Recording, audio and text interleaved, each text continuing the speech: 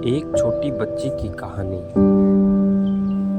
एक बार एक छोटी सी बच्ची हाथ में मिट्टी की गुल्लक लिए भागती हुई एक दवाई की दुकान पर गई। वह काफी देर तक वहां पर खड़ी रही, लेकिन दुकानदार का ध्यान उस पर नहीं गया क्योंकि वहां पर काफी भीड़ थी।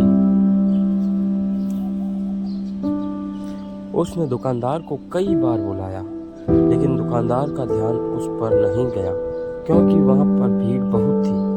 फिर इस बच्ची को गुस्सा आया और अपने मिट्टी की गुल्लक को वहीं काउंटर पर जोर से रख दिया। इसके बाद दुकानदार और वहां पर खड़े सभी लोग उस बच्ची की तरफ देखने लगे। दुकानदार ने उस बच्ची से पूछा कि बेटे, आपको क्या चाहिए? तो वह बड़े ही भोलेपन से बोली, मुझे एक चमत्कार चाहिए। यह सुनकर दुकानदार को कुछ समझ में नहीं आया और ना ही वहां पर खड़े लोगों को कुछ समझ में आया। सभी उसकी तरफ देखने लगे। फिर दुकानदार ने उससे कहा कि बेटे, चमत्कार तो यहाँ पर नहीं मिलता है। तो बच्ची को लगा कि वह उसे झूठ बोल रहा है। उसने कहा कि मेरे गुल्लक में बहुत पैसे हैं, बताओ आपको कितने पैसे चाहिए? मैं आज यहाँ से चमत्कार लेकर ही जाऊंगी। तभी काउंटर पर खड़े एक आदमी ने उससे पूछा कि बेटे, क्यों चाहिए तुमको चमत्कार? तब उस बच्ची ने अपनी कहानी बताई। अभी कुछ दिन पहले मेरे भाई के सर में बहुत तेज दर्द हुआ। मेरे पापा मम्मी उसको हॉस्पिटल ले गए। उसके बाद कई दिन तक मेरा भाई घर नहीं आया।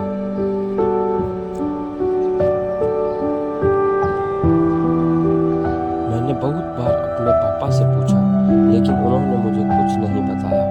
वो बार बार यही बोलते रहे कि वह कल आ जाएगा, लेकिन वह अभी तक घर नहीं आया है।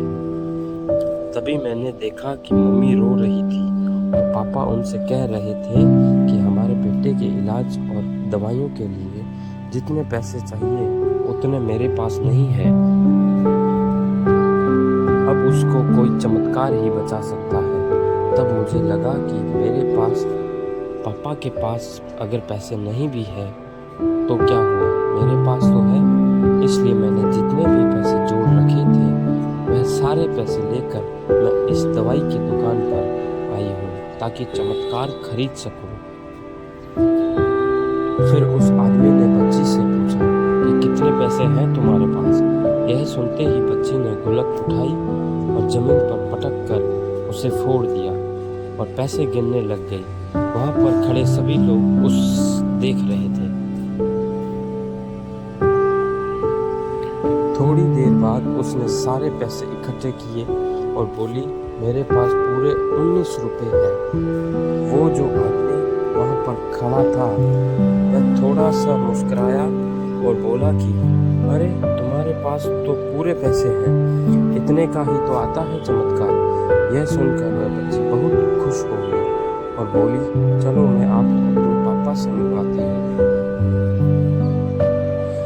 बाद में पता लगा कि वह आदमी कोई आम आदमी नहीं था, बल्कि एक बहुत बड़ा न्यूरो सर्जन था और उसने सिर्फ 19 रुपए में उसके भाई की सर्जरी कर दी। उसका भाई कुछ दिन बाद ठीक हो करके घर वापस आ गया। फिर कुछ दिन बाद वह बच्ची, उसका भाई, उसके पापा और मम्मी चारों एक साथ बैठे हुए थे और बात कर रहे थे। तभी उसकी मम्मी ने उसके पापा से पूछा कि अब तो बता दो, ये चमत्कार आपने किया कैसे?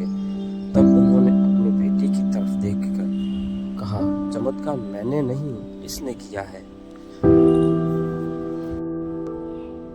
तो यहाँ पर एक बहुत बड़ी सबक है जो हम उस छोटी सी बच्ची से सीख सकते हैं। जिंदगी में कभी कभी ऐसा होता है कि हमको कोई रास्ता नजर नहीं आ रहा होता है और हम लोग हिम्मत हार जाते हैं।